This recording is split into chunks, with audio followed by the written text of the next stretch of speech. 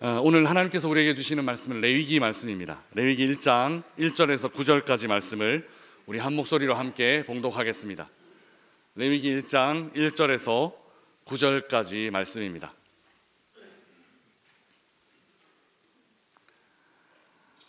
우리 함께 봉독하겠습니다. 이것은 하나님의 말씀입니다.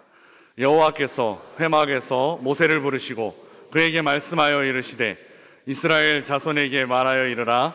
너희 중에 누구든지 여호와께 예물을 드리려거든 가축 중에서 소나 양으로 예물을 드릴지니라. 그 예물이 소의 번제이면 흠 없는 수컷으로 회막문에서 여호와 앞에 기쁘게 받으시도록 드릴지니라. 그는 번제물의 머리에 안수할지니 그를 위하여 기쁘게 받으심이 되어 그를 위하여 속죄가 될 것이라. 그는 여호와 앞에서 그 숫송아지를 잡을 것이요 아론의 자손 제사장들은 그 피를 가져다가 회막문 앞 제단 사방에 뿌릴 것이며 그는 또 그 번제물에 가죽을 벗기고 각을 뜰 것이요 제사장 아론의 자손들은 제단 위에 불을 붙이고 불 위에 나무를 버려놓고 아론의 자손 제사장들은 그 뜬 각과 머리와 기름을 제단 위에 불 위에 있는 나무에 버려 놓을 것이며 그 내장과 정강이를 물로 씻을 것이요 제사장은 그 전부를 제단 위에서 불살라 번제를 드릴지니 이는 화제라. 여호와께 향기로운 냄새니라. 아멘. 사랑하는 여러분, 드디어 위기가 시작되었습니다. 오늘 본문인 레위기 1장과 함께 우리는 다음 주 초까지 레위기를 성경 정독표에 의해서 함께 읽어가게 됩니다. 이미 우리 성도님들은 이 위기를 지혜롭게 넘기는 방법을 너무 잘 알고 계실 것이라 믿습니다. 우리 함께 이 위기, 아무것도 아닌 위기, 레위기 잘 넘겨서 올 한 해도 성경 일독, 완독하는 꿈을 꼭 이루시기를 바랍니다. 사실은 이 위기는 제게도 위기입니다. 이번 주도 레위기고 다음 주도 레위기인데 어떻게 설교를 해야 하나 막막하지만 또 하나님 주시는 지혜로 또 하나님 주시는 은혜로 함께 말씀을 나누겠습니다. 주일 아침 우리는 하나님 앞에 예배드리러 교회로 옵니다. 오늘 아침에 여기로 오시면서 그 느낌이 어떠셨습니까? 오늘 교회 입구를 들어오시면서 어떤 느낌이셨고 어떤 마음이셨고 또 예배당 안으로 들어오시면서 어떤 느낌을 받으셨습니까? 요즘 대단히 죄송하게도 요즘 성도님들이 1월 들어서 조금 많이 오십니다. 그래서 주차장이 협소해서 담임 목사로서 너무 죄송한 마음이 큽니다. 주차장 문제를 금방 해결하기는 쉽지 않겠지만 조금이라도 빨리 문제를 해결하기 위해서 당회와 함께 여러 가지 해결책을 준비하도록 하겠습니다. 속히 주차 문제가 해결될 수 있도록 함께 기도해 주시고 또 좀 번거롭고 좀 지체되는 시간이 있더라도 우리 하나님께서 주시는 평안의 마음, 그 마음 간직한 채 함께 섬기고 품어가는 시간이 되면 좋겠습니다. 그래도 우리 교회는 들어오는 입구가 매우 정겹습니다. 처음 제가 우리 교회에 왔을 때 그 느낌이 지금도 너무너무 생생합니다. 정겹고 포근한 고향교회 그 오솔길로 들어오는 듯한 그런 느낌을 받았기 때문입니다. 처음 방문한 교회에서 마치 고향에 오는 듯한 느낌을 받는 일은 그렇게 쉬운 일, 그렇게 흔한 일 아닐 것입니다. 도시 한복판에 있는데도 새소리가 들리고 나무가 우거진 그 길을 따라 교회로 들어섭니다. 무엇보다도 우리 교회에서 제가 좋아하는 소리는 교회 마당에서 우리 아이들이 시끌시끌 제잘제잘 떠드는 소리입니다. 저는 이 소리가 너무 좋습니다. 그래서 주일에는 일부러 목욕실 창문을 열어놓고 우리 아이들 소리를 들으면서 예배를 준비하곤 합니다. 앞으로도 이 소리가 우리 교회에서 끊어지지 않고 더 시끌시끌하게 되고 또 우리 아이들이 행복하게 우리 교회를 드나드는 그런 교회가 되길 축복합니다. 우리 교회는 이렇게 아늑하고 평안한 교회이지만 구약시대의 성막이나 성전이 건축되고 난 다음에 예루살렘 성전에 들어가는 사람들의 느낌, 그런 느낌은 어땠을까요? 그 소리 혹은 그 냄새, 그 느낌, 성전 안으로 들어가던 사람들은 어떤 느낌을 받았을까요? 우리 교회에 오는 것처럼 평안하고 아늑한 고향에 가는 듯한 그런 느낌을 받았을까요?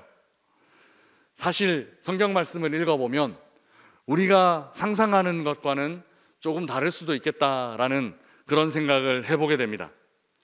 우선 성막 혹은 성전에서 예배를 드리려면 제물로 바칠 짐승들을 준비해서 함께 와야만 합니다.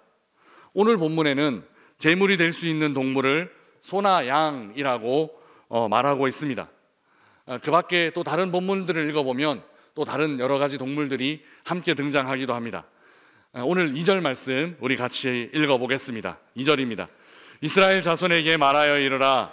너희 중에 누구든지 여호와께 예물을 드리려거든 가축 중에서 소나 양으로 예물을 드릴지니라. 아멘. 성전으로 올라가면서 제물로 드릴 짐승들을 데려와야만 했습니다. 예루살렘 성전이 지어지고 난 이후에는 성전 주변에 짐승들을 파는 곳이 생겼습니다. 심지어 이 가게들이 성전 마당 안까지 들어와 영업을 하고 있어서 예수님이 이들 상인들을 성전 밖으로 몰아낸 유명한 이야기를 우리는 이미 잘 알고 있습니다.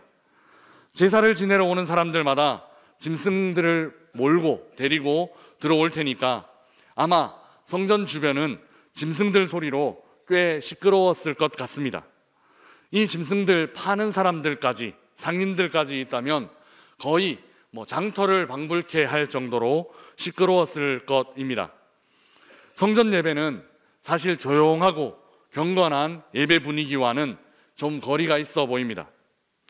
그러면 어떤 냄새가 났을까요? 성전 주변에는 어떤 냄새가 났을까요? 짐승들이 모인 곳에는 항상 오물들이 있습니다. 그렇게 좋은 냄새는 나지 않았을 것 같습니다. 혹시 외국 여행을 하다가 마차를 타보신 분이 계신지 모르겠습니다.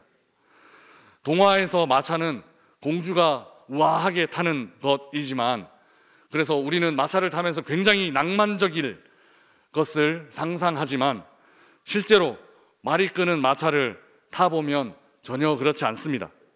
마차를 타는 내내 짐승들의 배설물 냄새를 맡아야 됩니다. 거리를 이렇게 지나가면서 짐승들은 먹기도 수시로 먹는데 싸기도 좀 수시로 쌉니다. 그러니까 뒷부분에 이렇게 바구니 같은 것들을 달아놓는데요, 가면 실제로 마차를 타보면 실제로 자주 목격하게 됩니다. 뭐라고 설명하기가 좀 그렇습니다. 그런데 말이 빨리 달리면 빨리 달릴수록 얘들이 움직일 거잖아요. 바람은 말편에서 뒤에 타고 있는 사람 편으로 불 거잖아요. 전혀 신선하지 않은 느낌이 듭니다. 그런데 성전도 아마 이런 짐승들의 배설물 냄새가 있지 않았을까 하는 생각을 해봅니다. 성전으로 올라가는 길도 주의하지 않으면 뭔가 지표면과 다른 어떤 것들을 밟을 수 있는 위험도 있을 것이고, 조금 더 지저분한 얘기를 드리면 그 당시에 사람들이 신었던 신발은 우리가 신었던 신발이랑 좀 달라서 피부와 직접 그런 것들이, 여기까지 말씀드리겠습니다. 우리 교회는 주차는 좀 어렵긴 하지만 그래도 이런 걱정은 안 해도 되는 교회입니다. 2000년 전, 3000년 전의 성전은 지금 우리 교회처럼 아늑하고 평화롭기만 한 그런 모습은 아니었던 것이 분명합니다. 냄새도 조금 달랐을 것이고 소음도 조금 달랐을 것이다 라고 생각됩니다. 그러면 예배는 어땠을까요? 품위 있게 자리에 앉아서 은혜로운 찬양을 부르며 우리는 그렇게 정돈된 예배를 드리지만, 그때 성전에서 드린 예배는 좀 달랐습니다. 사실 예배라기보다는 도살, 짐승을 잡는 현장에 가깝지 않았을까 합니다. 성전에서 예배드리는 사람들이 보았던 것은 이런 장면이었습니다. 짐승들이 죽는 것, 짐승들의 피가 뿌려지는 것, 그리고 짐승들이 나무 위에서 태워지는 것, 이런 장면들을 예배드리는 사람들은 보아야만 했습니다. 한마디로 성전 예배, 그때 예배는 죽음을 목격하는 것이었습니다. 그 짐승들의 죽음을 보면서 우리의 죽음을 생각하는 것, 이것이 바로 성전 예배의 예배였습니다.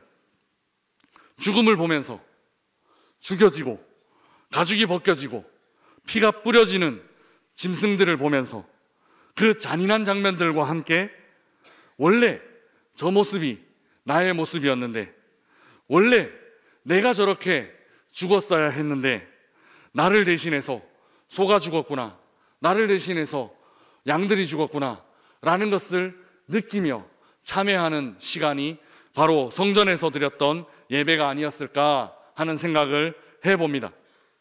그 짐승들의 죽음을 통해 우리가 범한 죄가 이렇게 참혹한 것이구나 깨닫게 되는 것이죠. 죄의 결과가 바로 이 죽음이구나. 매번 예배를 드릴 때마다 우리는 되새김질을 하게 되었던 것입니다.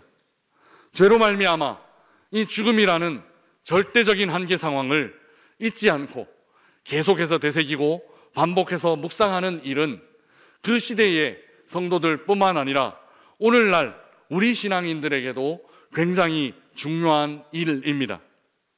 그런데 요즘엔 차츰 죽음을 심각하게 여기지 않는 사람들이 생겨나고 있습니다.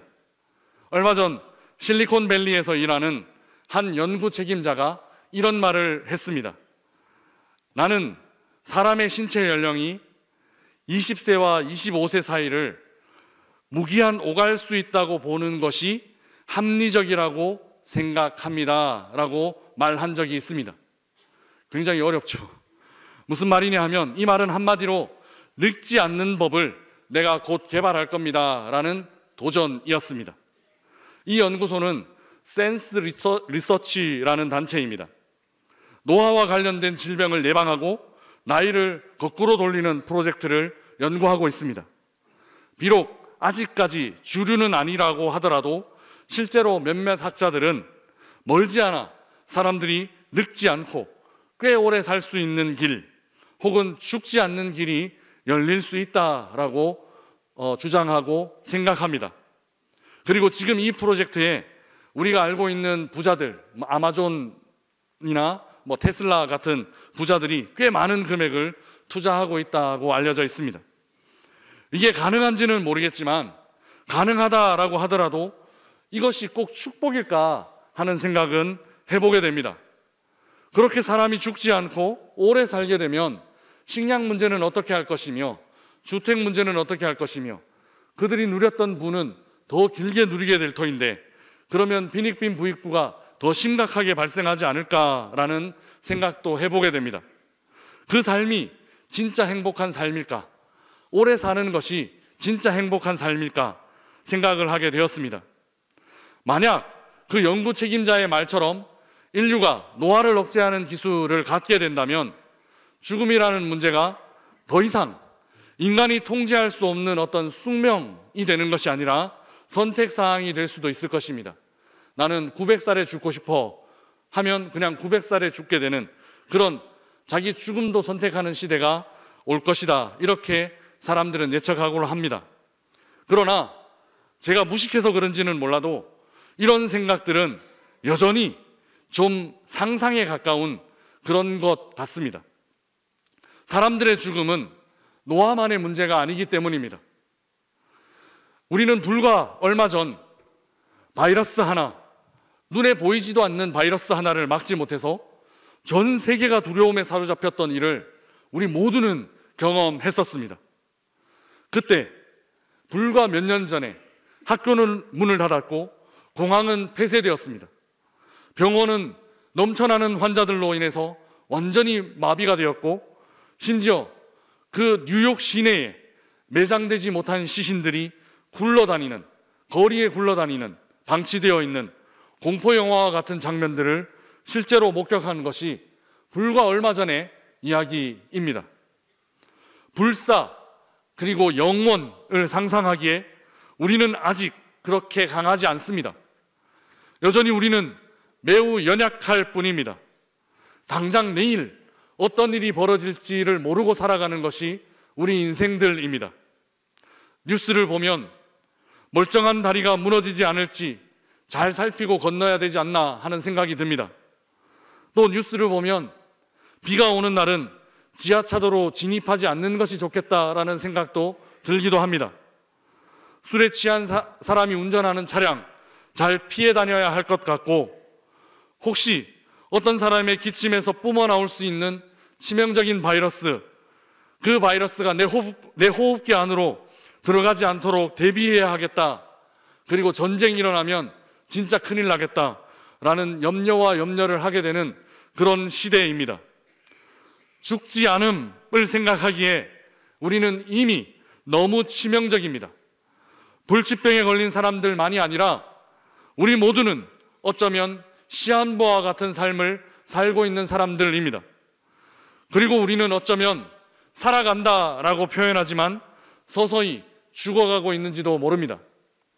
대단히 죄송한 말씀이지만 우리의 남은 생은 하루하루 점점 더 짧아져 가고 있기 때문입니다.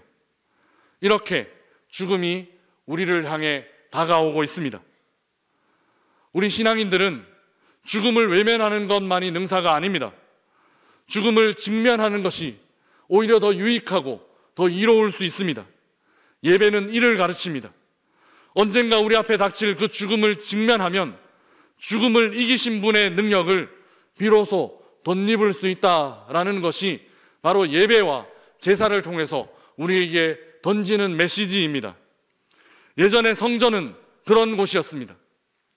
눈앞에서 죽어가는 짐승들을 바라보며 나의 죽음을 직면하게 되는 곳, 짐승들의 피가 뿌려지는 것을 바라보면서 원래는 내 피가 저렇게 뿌려져야만 했는데 생각하게 되는 곳, 성전은 원래 그런 곳이었습니다.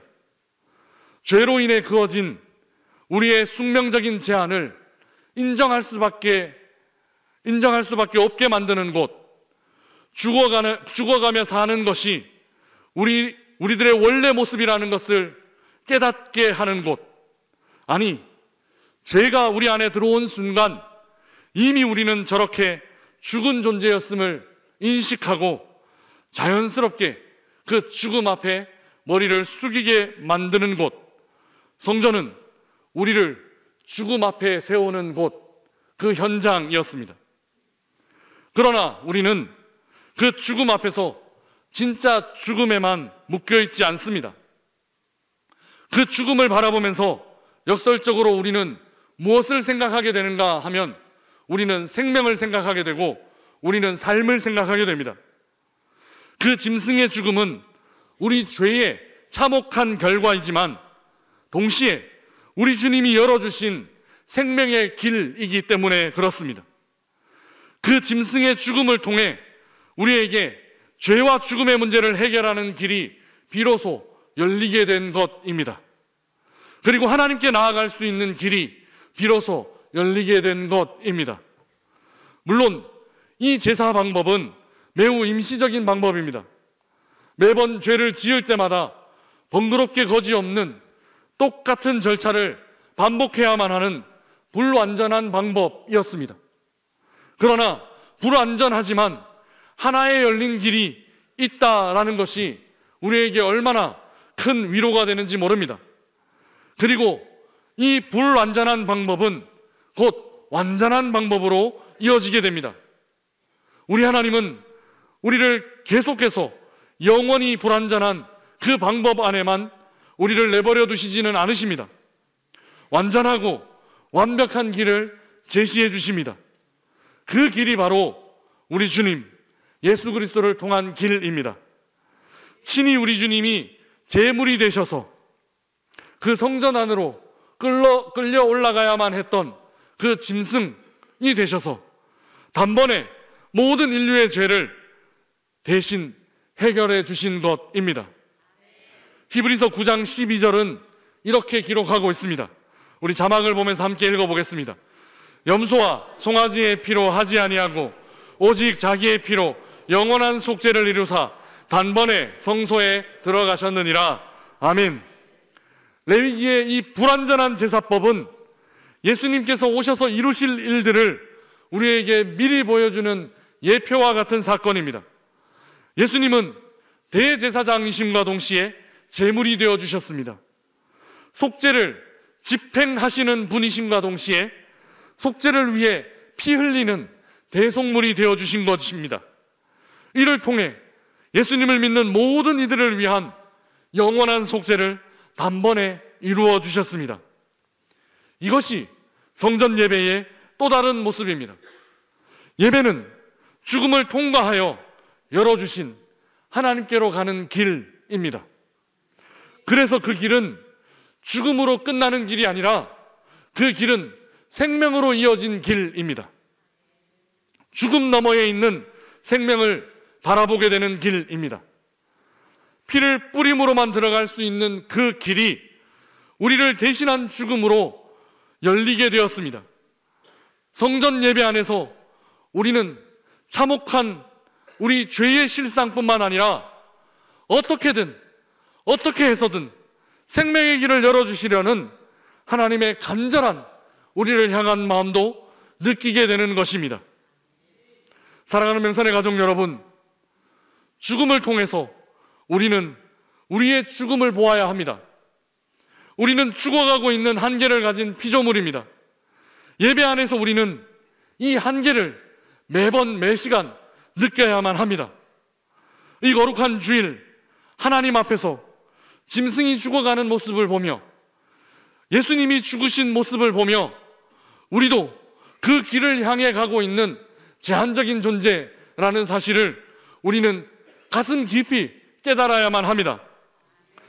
그 마지막 지점에서 지금 우리의 모습을 거꾸로 보게 된다면 그 마지막 지점에 서 있는 나는 지금 여기 서 있는 나에게 무슨 말을 하고 싶을까요? 내가 지금 움켜쥐고 있는 것, 내가 지금 절대로 놓을 수 없다고 생각하고 있는 것, 돈, 명예, 자존심, 쾌락, 그 시점에, 그 마지막 시점에 서 있는 나는 지금 여기 서 있는 나에게 어떤 말을 걸어올까요? 이런 것들 계속해서 그렇게 길을 쓰고 잡고 있으라고 그렇게 말하고 싶을까요? 어떤 말을 걸어올까요? 그래서 저는 예배를 이렇게 표현하고 싶습니다. 죽음이 지금 삶에게 질문하는 순간이라고요. 죽음은 이렇게 오늘 이 예배 시간을 통해서도 우리에게 질문할 것입니다. 그렇게 살아도 괜찮겠냐고. 계속해서 그렇게 살아도 괜찮겠냐고. 죽음이 던지는 이 질문 앞에서 진지하게 우리는 무엇을 대답할 수 있을까요? 사랑하는 여러분, 이 죽음 안에서 우리는 우리의 삶을 돌아봐야만 합니다. 우리는 창조주이신 하나님께서 독생자를 죽이실 만큼 살리고 싶어 한 피조물입니다. 하나님의 사랑, 하나님의 능력, 하나님의 도우심으로 초월하신 하나님께 이를 수 있다라는 소망이 바로 이 예배 안에 있는 것입니다. 그 소망 안에서 우리는 소망 없는 다른 이들을 또한 생각하게 됩니다.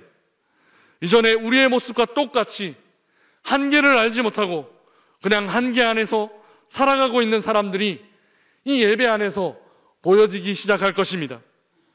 이 제한된 삶이 진짜 제한으로 멈추어 있는 사람들에게 하나님께서 열어주신 소망의 길을 우리는 제시할 수 있어야 합니다. 사랑하는 여러분, 예배는 바로 이런 것입니다. 예배는 처절한 죽음을 우리에게 보여줍니다. 우리가 원래 이렇게 죽었던 것이라고. 그러나 예배는 그 죽음을 통해서 생명과 삶을 우리에게 보여줍니다. 우리는 그 죽음 때문에 이렇게 살아야 한다고. 우리는 이렇게 살게 되었고 그래서 또 이렇게 살아야 하는 것이라고. 죽음은 이 예배 시간을 통하여서 우리들에게 말하고 있습니다. 이제 시작하는 한 주간 동안 죽음을 통과하여 참된 삶의 의미를 발견하는 한계를 뛰어넘어 초월하신 하나님과 연결된 진정한 예배자의 삶을 사시는, 그래서 죽음이 던지는 질문에 너 그렇게 살아도 괜찮겠냐고 죽음이 던지는 질문에 우리의 삶으로, 한 주간 동안의 삶으로 대답하는 우리 모든 명산의 가족들 되시기를 주님의 이름으로 축복합니다. 주신 말씀 생각하며 함께 잠시 기도하는 시간을 갖겠습니다. 이 예배를 통하여 우리의 죄의 심각성을 깨닫게 해 주옵소서. 이 예배를 통하여 우리의 삶의 소망을 발견하게 하여 주옵소서. 우리가 참된 예배자가 되게 하셔서 우리 자신의 죽음이라는 한계와 하나님께서 주시는 생명이라는 초월을 이 예배 안에서 경험하게 하여 주옵소서. 우리 함께 기도하며 하나님 앞에 나아가겠습니다. 주님, 주님,